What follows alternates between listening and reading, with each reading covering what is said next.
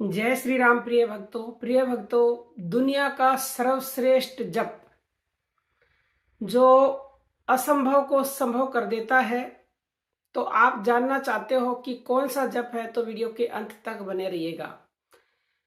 4 प्रकार के जप होते हैं। जो पहला जप होता है वो होता है वाचिक, दूसरा उपांशु, तीसरा मानसिक और चौथा जो दुनिया का सर्वश्रेष्ठ और सर्वोत्तम जप है वो है अजपा जप। अजपा जप क्या होता है? जिसको जपा नहीं जाता, जो अपने आप ही हो रहा है। और अपने आप क्या हो रहा है?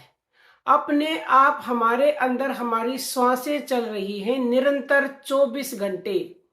24 घंटे में हम 21,600 श्वासें लेते हैं। डिपेंड इस बात पर करता है कि 21,600 श्वासों में से आप कितना अवेयर रहते हो अपनी चलती हुई श्वासों के प्रति।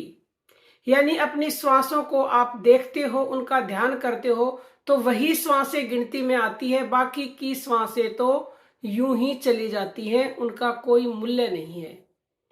तो अगर आप अजपा करोगे तो आप असंभव को संभव कर सकते हो। आपकी हर मनोकामना पूरी हो सकती है। परमात्मा को आप अति अति शीघ्र प्राप्त कर सकते हो। क्यों?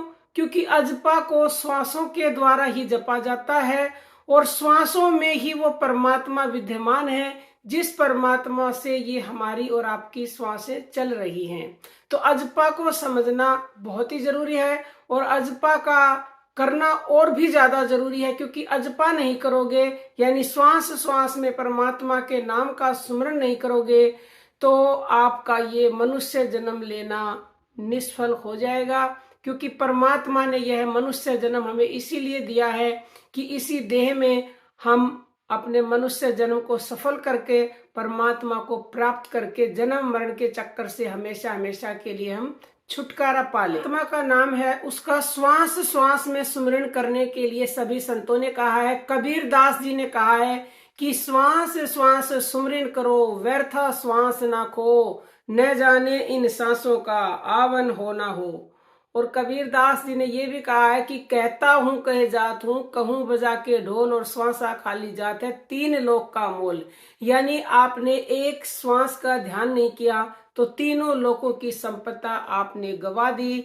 तो आप अपनी श्वासों का ध्यान करें, अजपा करें। क्योंकि परमात्मा का नाम भाषातीत है, वाणी से परे है, अकथनीय है, अवर्णनीय है।